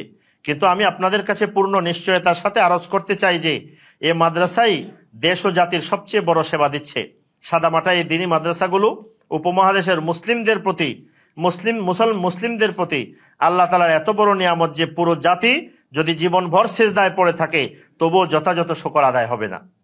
উপমহাদেশের যেখানে দিনের কোনো বাতি জ্বলতে দেখা যায় এবং যেখানে সহি দিনের অনুসারী দেখা যায়, নিঃসন্দেহে তা এই চাটাই আসিন মানে সাদামাটা জীবনযাপন যারা করে ওলামাও এই অনাড়ম্বর মাদ্রাসার বদৌলতেই দেখা যায়। আমি নিজ চোখে যা দেখেছি, এখান থেকে শুরু, আমি নিজ চোখে যা দেখেছি আপনাদের কাছে আরজ করছি। উপমহাদেশের বাইরে আরো যত মুসলিম রাষ্ট্র আছে তার অবস্থা আমি নিজ চোখে দেখেছি। সেসব দেশের এলমি হাল বড়ই দুঃখজনক।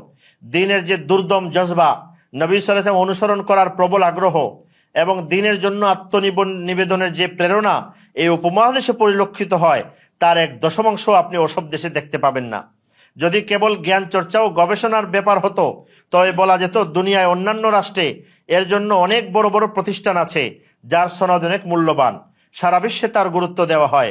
মিশরের জামিয়াতুল আজহার বিশ্ববিখ্যাত প্রতিষ্ঠান, সেখানে শত শত বছর যাবৎ পঠন পাঠনের কাজ চলছে। কিন্তু দারুল উলুম দেওবন্দ তার অনুসারী মাদ্রাসাগুলোর সাথে তার তুলনা করে দেখুন, আসমান জমিনের প্রভেদ চোখে পড়বে।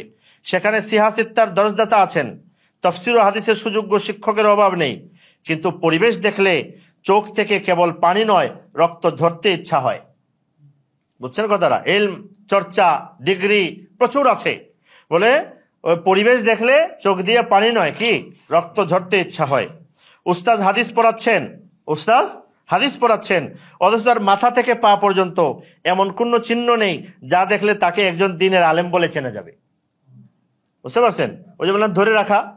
রচনা সংকলন গবেষণামূলক প্রবন্ধরাজি দেখুন, তার সূত্রে চোখ বোলান, বাস্তবিকই মনে হবে তাদের চেয়ে বড় আলেম হতে পারে না। গবেষণা এরকম, কিন্তু তাদের জীবন প্রণালী দেখলে আফসোস হবে, আহা কি পড়াচ্ছে আর কি করছে। যা পড়াচ্ছে নিজ জীবনে তার কোনো প্রতিচ্ছবি নেই। এটা আর কিছুই নয়, দ্বীনি মাদ্রাসা বিলুপ্ত করারই করুণ পরিণতি। অকর্মণ্য অপ্রাসঙ্গিক সাব্যস্ত করে যেখান থেকেই এসব মাদ্রাসা তুলে দেওয়া হয়েছে, খোলা চোখে দেখা যাচ্ছে সেখানে দ্বীনের ধারণাই বদলে গেছে, দ্বীনের রূপ বিকৃত হয়ে গেছে।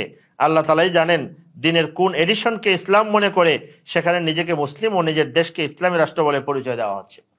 ইলম, আমল, আখলাক, চিন্তার ধারা এগুলো সাহাবায়ে কেরাম রাসূলুল্লাহ সাল্লাল্লাহু আলাইহি ওয়াসাল্লাম থেকে নিয়েছেন। নবী সাল্লাল্লাহু আলাইহি ওয়াসাল্লামের সাহাবীরা তাবেঈনদেরকে সবগুলো দিয়েছেন, খালি জ্ঞান নলেজ না, শুধু নলেজের নাম দিন না। তাবেঈন তাদের পরের কাছে দিয়েছেন। এখনো প্রকৃত ইলমের ওয়ারেস তারাই হয় যারা ইলমের সাথে এই বৈশিষ্ট্যগুলো নিতে পারে। নেওয়ার পরে ওইটার উপরে যতদিন থাকে ততদিন সে তার প্রকৃত ওয়ারেস। যখন থাকবে না তখন সে এখান থেকে বের হয়ে যাবে। এই জিনিসটা এবং এই বিষয়টা এখন আসলে খোলামেলা সবসময় আলোচনাও করা যায় না, বলার মতো পরিবেশ পরিস্থিতিও নাই। এবং এটা বললে তো আমার নিজের উপরও এসে পড়বে, স্বাভাবিক জিনিস। আমি মনে করি আমার মতো তালেব এলেমরা সবসময় এ বিষয়ে আশঙ্কা বোধ করেন, ভয় করেন, সতর্ক থাকা উচিত, জরুরি। নিজেকে নিয়ে এটা দাবি করা, গর্ব করা, এবং অনেক সময় নানা কারণে কখনো কখনো কথায় বলতে হয়, বা অনেকে বলেন যে আমি আলেম, কিন্তু অনেকেই এমনও আছেন যে একথা মুখে বলার সাহস করেন না। কেন করেন না? কারণ এটা এমন একটা জায়গা, এমন একটা বিষয়, আমরা যে এলমের যে সনদ বলি না, সার্টিফিকেট, কাগজের সার্টিফিকেট, সহিহ ইলমের ধারক বাহকের সাথে এর কোনো দামই নেই। কাগজের সার্টিফিকেট যদি 99টাও হয়, কিন্তু যে উস্তাজের তরবিয়তে তিনি পড়েছেন, তার যোগ্য উস্তাজরা যদি তার পোশাক আশাক, চালচলন, না চিন্তা ফিকিরে তার সাথে কি না থাকেন, তার প্রতি আশ্বস্ত না থাকেন, ওই সার্টিফিকেটের ইলমের ময়দানে কোনো দাম নাই। ইলমের ময়দানে কোনো কি নাই, দাম নাই। এখন ওই সার্টিফিকেট তো দেখেন এখন দুনিয়ার কারণে দিনী মাদ্রাসাগুলোতেও সার্টিফিকেটের চর্চা আসছে।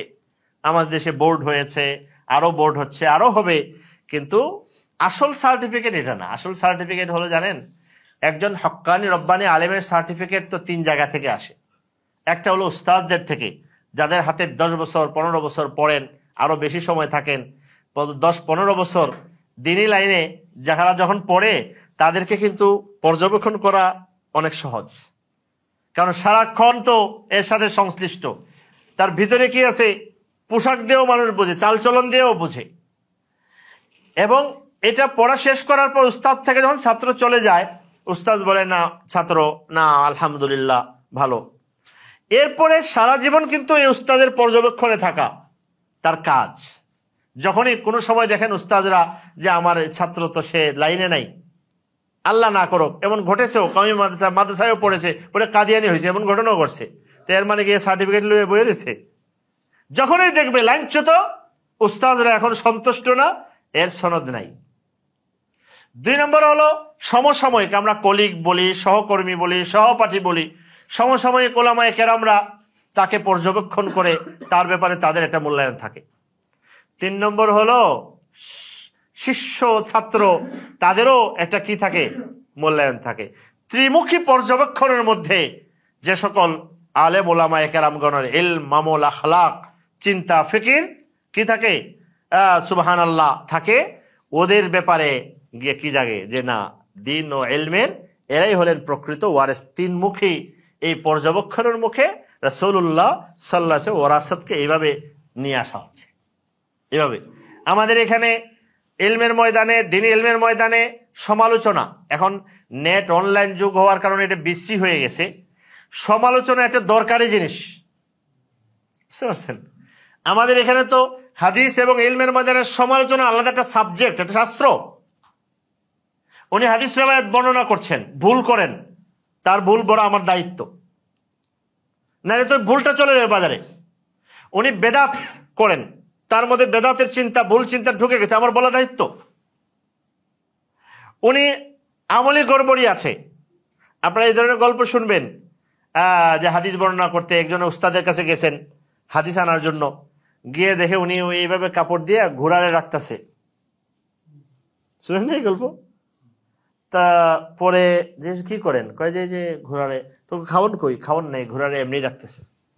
এটা দেখে ছাত্র রেগে গেছে, এই হুজুরের কাছ থেকে আমি পড়বো না। যে হুজুরে ঘোড়ারে কি দেয়, ধোকা দেয়। আসলে ঘোড়া তো তার শরীয়তের দৃষ্টিতে খুব খারাপ জিনিস না, যে ঘোড়ারে, মুরগিরে, হাঁসরে মানুষ ডাকে না আকারে ইঙ্গিতে, এই যে গুনাহ হবে এমন কিছু না। বলেন যার মধ্যে এই ধরনের অসচেতনতা, আমি পবিত্র ইলম তার কাছ থেকে আমি নেব না। বুঝতে পারছেন? তো এইভাবে এটা একটা ফন এবং শাস্ত্র, এই সমালোচনা এটা সীমিত পর্যায়ে দরকারি জায়গায় দরকার, বুঝে আসছে? এটা নিয়ম কানুন আছে, উসুল আছে, সেটা ভিন্ন জিনিস। এখনো এই যুগেও কোনো আলেম যদি ভুল ফতোয়া দেন, তার এই ভুল ফতোয়া যদি আমার কাছে, যেমন সাদ সাহেবের বিষয় যেটা আসছে, এটা তো ইমানই দায়িত্ব, ইলমি দায়িত্ব, দরকার মনে হয়। মানুষ কয় যে না বললেই তো হয়, সব জায়গায় তো স্যাক্রিফাইস চলে না। এটা তো আর আমার জমি জমা নিয়ে কোনো জিনিস না যে আচ্ছা যাক আমি ওনারা দান করে দিলাম, যাজ্ঞা সমাধান করে ফেলি। তো এটা একটা ভিন্ন জিনিস। এই ভয়েই কোনো আলেম দিনের উপরে ব্যাপারে যা তা বলতে পারে না। এটা মনে করেন আমার জন্য এক ধরনের কি, আমার নিজের হেফাজতের জন্য অন্যদের সতর্কতার ইয়া আছে। আমি এটা ভুল, এখন যদি আমার কেউ, আমি যদি আলসেমি করি, কেউ কোনো মাসালা জিজ্ঞেস করলে আমি একটা বলে দিলাম, বুঝে আসছে? যদি এমন হয়তো যে আমি বললে আর কেউ কিছু বলবে না, তাইলে মানুষ তো স্বভাব তো, তা আমি মনে করতাম একটা বলে দিতাম। এখন আমার মাথায় আছে, আমি যদি খালি এটা দিয়া দেই, তাইলে এই হুজুর বলবে যে হ্যাঁ ফতোয়া হয় নাই। হয়তো প্রথমে কোনোভাবে আলাদা বলবে, একাকি বলবে, চিঠি লিখবে, মুখে বলবে, আর না মানলে আরো বাড়বে, আরো বাড়বে। এক সময় এটা নিয়ে কি হবে, আমার বিরুদ্ধে মিছিল হইতে পারে যে মানি না এটা আপনার এই ফতোয়া। এই ভয়টা আমাকে কি করে সতর্ক করে, যেন আমার ফতোয়াটা কি না হয়, ভুল না হয়। এই যে মানে ওলামায়ে কেরাম যে স্বাধীনভাবে কাজ করেন, এখন বিশেষ করে এখনের যুগগুলোতে সরকারি কর্তৃত্ব গ্রহণ কেন করেন না? যাতে ওই আরব দেশগুলোতে এই সমস্যাটা আছে, অনেক দেশেই সরকার নিয়ন্ত্রণ হওয়ার কারণে এখানে কেউ কিছু বলতে পারে না, বা অনেকে হিম্মত করে সাহস করে বলতে পারে না, যে বলে তার উপরে আবার কি আসে, ঝামেলা চলে আসে, এরকম হয়। তা আমাদের উপমহাদেশগুলোতে এই ধারা এখনো আছে। এটাতে নিয়ম রক্ষা না করলে ক্ষতি হয়। যেমন যে ফতোয়ার যে মাসালার সমালোচনা দরকার, যেটা কানে কানে গিয়ে বললে হয়, এটা মাইক লাগাইয়ে কইলে কি ভালো না খারাপ? যেটা চিঠির মাধ্যমে বললে হয়, এটা ওয়াজের মধ্যে বললে সহি না। এরকম তরিকাগত ভুল হয়, কিন্তু এটারও অনেক সময় দরকার পড়ে মানুষের হেফাজতের জন্য। তো যেটা আসল বলার সেটা হলো, আহলে হক, হক্কানি রব্বানি আলেম এই যুগ যত বাড়বে, এটার দরকার গুরুত্ব আরো বেশি বাড়বে, আরো বেশি বাড়বে। যারা রাসূলুল্লাহ সাল্লাল্লাহু আলাইহি ওয়াসাল্লামের প্রকৃত ওয়ারিস। ওযু নামাজ শেখার জন্য তো এত কিছু জটিল কিছু না, এটা তো সবাই পারে, ওযুর ফরজ কয়টা, ইয়া কয়টা। কিন্তু যখন সিদ্ধান্তমূলক বিষয়, ইজতিমাই সামগ্রিক বিষয়, জাতীয় বিষয়, কেন্দ্রীয় বিষয়, মৌলিক বিষয়, এই বিষয়গুলোতে বাক্নৈপুণ্য, কথার সৌন্দর্য, যুক্তির সৌন্দর্য না, দলিলের প্রাচুর্য দেখে মুগ্ধ হয়ে যাওয়া কোনো বিষয় না। বুঝতে পেরেছেন? দলিলের প্রাচুর্য দেখে মুগ্ধ হয়ে, যার কাছে একাডেমিক এলম, সহি এলম নাই, ফকাহাত নাই, বুঝ নাই, সে যে কোনো গলতে যে কোনো সময় পড়ে যায়। যে আকীদা বিশ্বাসের সহি যার এলম নাই, মনে করেন জানে না মুজিজা সম্পর্কে, ঈমান সম্পর্কে। এই যে আমরা ওই দিন হাদিসের মধ্যে মেরাজের হাদিস গেল, মেরাজের সময় নবী করিম সাল্লাল্লাহু আলাইহি ওয়াসাল্লাম মেরাজ হওয়ার পরে মক্কার মুশরিকরা তো মানে না, তো এরা কইছে যে পরীক্ষা করব, প্রশ্ন করবে। প্রশ্ন করছে, আপনি যে কইছেন বাইতুল মুকাদ্দাস গেছেন, বলেন তো বাইতুল মুকাদ্দাস জানালা কয়টা আছে? এটা কোনো প্রশ্ন হলো? ওর মাথায় বাড়ি দেওয়া দরকার যে এটা কোনো প্রশ্ন? বাইতুল মুকাদ্দাস গেলেই কি খালি জানালা বলে নাকি? আপনারা সারা বছর ধরে আসেন, যদি জায়গায় এই মসজিদে জানালা কয়টা কইতে পারবে? একজনও কইতে পারবে না। বুঝতে পারছেন? নবী করিম সাল্লাল্লাহু আলাইহি ওয়াসাল্লাম গুনে গুনে সবগুলো জানালা দেখে দেখে বলে দিলেন। এখন কেউ যদি আকীদার সহি ইলম না থাকে, ওকে ও বুঝছি, তাহলে তো নবী হাজির নাজির। আর বললে আপনি তারা কি করবেন বলেন? তো নাইলে উনি জানলেন কেন? মক্কা শরীফে বৈশা বাইতুল মুকাদ্দাসের জানালা যে এতগুলো জানলেন কেমনে? বুঝেন নাই কেন? এটা সে মুজিজার ইলম শুনে নাই। মুজিজা দালাইলুন নবুওয়া, নবীর কাছে আল্লাহ ওহী পাঠান, আল্লাহ রাসূলুল্লাহ সাল্লাল্লাহু আলাইহি ওয়াসাল্লাম দ্বারা এমন অদেখা অজানা জিনিস এমন প্রায় করিয়ে দেখিয়েছেন, যেটা আসলে আল্লাহ করে দেখাইছেন। আল্লাহ চাইলে তো সবই হয়। এই জন্য এটাকে বলা হয় দালাইলুন নবীর, নবী হওয়ার প্রমাণ। উনি হাজির নাজিরের জন্য না, নিজস্ব ক্ষমতায় না। আল্লাহ ওনার সামনে বাইতুল মুকাদ্দাস ধরে দিয়েছেন, বলে দিয়েছেন বলে দাও। ফেরেশতা সহযোগিতা করেছেন আল্লাহর পক্ষ থেকে, তো উনি বলে দিয়েছেন। এটাকে, যেটা স্বাভাবিক কারণের ভিতরে পড়ে না, বাহ্যিকভাবে মনে অস্বাভাবিক, কিন্তু নবীজি করেছেন, এটার নাম মুজিজা। মুজিজা মানে আজাজা ইউজিজু, আরবি শব্দ, যেটা অন্যরা যে কাজ করতে অক্ষম নবী করে দেখাইছেন। আসলে নবী তো করেন নাই, আল্লাহ করাইছেন। এটাকে নবীর নবুয়তের কি বলে? প্রমাণ, দলিল। দলিলের বহুবচন দালাইল। দালাইল নবুয়া, নবীর নবুয়তের প্রমাণ বলে। তো মুজিজা দালাইল নবুয়া সম্পর্কে জানা থাকলে সে বুঝবে, না না না, এটা হলো নবীর নবুয়তের প্রমাণ, আল্লাহ তাআলা করাইছেন, আল্লাহ দেখাইছেন। এটা নবীর মর্যাদা, শ্রেষ্ঠত্ব বটে, কিন্তু এর মানে নবী ওখানে গেছেন, যাইতে পারেন যে কোনো জায়গায় যে কোনো সময়, হাজির নাজির এরকম না। বুঝতে পারছেন? তো এই প্রবণতা, এটা ঝামেলা হয় যদি তার সহি ইলমের রাস্তা কি না থাকে, পরিষ্কার না থাকে। তো এই জন্য আমি বলছিলাম, একটা তো হলো দ্বীনি ইলম, নিয়মতান্ত্রিক দ্বীনি ইলম শেখা, এটা সবার জন্য জরুরি, এটা শেষ নাই। মাওলানা মুফতি মুহাম্মদ, আচ্ছা মাসালা দেখবেন অনেক বড় গবেষক উনি, আপনি তায়াম্মুমের একটা মাসালা জিজ্ঞেস করে কইতে পারবে না। তায়াম্মুমের মাসালা হয়ে এত বড় গবেষক হইতে কইছে কেটা? নামাজে তোমার মিস, তায়াম্মুম দরকার পড়লে, তাই না? তো জরুরিটা তো আগে। মাওলানা মুফতি মুহাম্মদ শফি রহমতুল্লাহ আলাইহি, ওনাকে পাকিস্তানের মুফতি আজম বলা হতো, প্রধান একদম বড়। উনি যখন 80 বছর বয়স হয়েছে, তখনও মাঝে মধ্যে নামাজ শেষ করে ফতোয়ায়ে শামি বা ফিকহ ফতোয়ার কিতাব খুলে বলে, এই মাসালাটা আমার সন্দেহ লেগে গেছে, ওনার কথা এই জন্য বললাম, আমাদের অবস্থা চিন্তা করেন।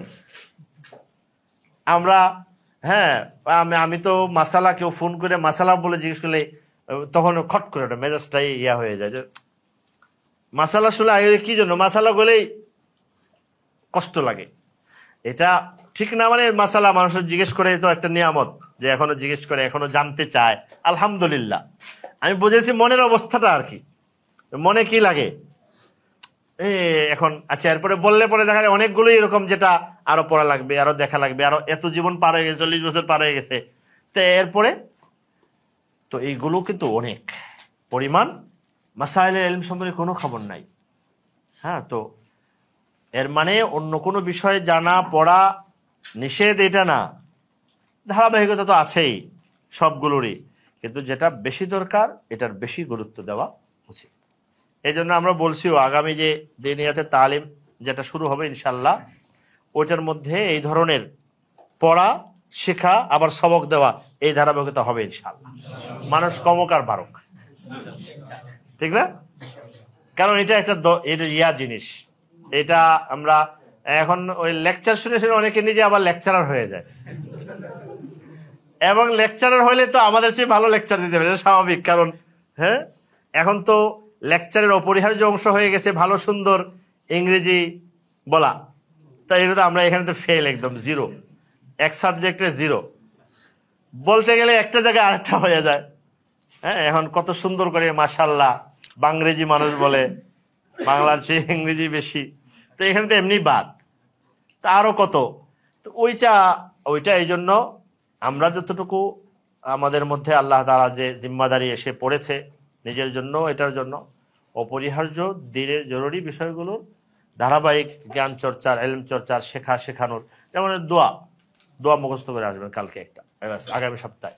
তো দেখা যায় যে আগামী সপ্তাহে কেউ নেই, বুঝলেন নেই। তো এটা জরুরি, এটা হওয়া উচিত, ছাত্রদের মধ্যে হওয়া উচিত। আমি আমাদের মুআসসাসা ইলমিয়া থেকে আল মুখতার মিন সিহাহিল আদইয়াতি ওয়াল আযকার নামে একটা আরবি কিতাব আমরা ছাত্রদের জন্য, আলেমদের, আরবি, এরপর বাংলাও করা হবে ইনশাআল্লাহ। ওটার মধ্যে দোয়ার আযকারের একটা ভিন্ন আঙ্গিকে উপস্থাপন করা হচ্ছে, যেটা জরুরি ইনশাআল্লাহ তাআলা, এবং আমার মনে হয় ছাত্রদের জন্য অনেক উপকারী হবে ইনশাআল্লাহ। কিতাব প্রস্তুত হচ্ছে।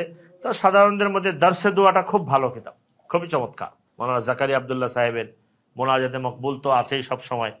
ওগুলো যদি কেউ নিয়মিত পড়তে থাকে, মোনাজাতে মকবুল 7 দিনে ভাগ করা, অর্থ সহ ব্যাখ্যা সহ যদি কেউ প্রতিদিন পড়ে, তো 1 ঘন্টা লাগবে না? এমনি তো 1 ঘন্টা লাগে না, অল্প সময় লাগে। যদি একটু খেয়াল করে চিন্তা করে, এবার যে সারা বছর পরে তার দোয়া অর্ধেক মুখস্থ হয়ে যাবে না? মুখস্থ না হোক, মুখস্থের কাছাকাছি তো হবে। এটার তো অনেক দাম, এটার কি অনেক দাম, এটা অনেক বড় কাজ। এটা আমরা কাজ মনে করি না, তাহলে কেমনে হবে? লা ইলাহা ইল্লাল্লাহ, বাস। আল্লাহ তাআলা আমাদেরকে যা কিছু করার ইখলাসের সাথে করার তৌফিক দান করেন। হিসাব আল্লাহর কাছে দিতে হবে, এবং ওখানের হিসাবটাই আমাদের কাছে জীবনের সবচেয়ে বড় সম্পদ। লা ইলাহা ইল্লাল্লাহ, সুবহানাকাল্লাহুম্মা বিহামদিকা, আশহাদু আল্লা ইলাহা ইল্লা আনতা, আস্তাগফিরুকা ওয়া আতুবু ইলাইক।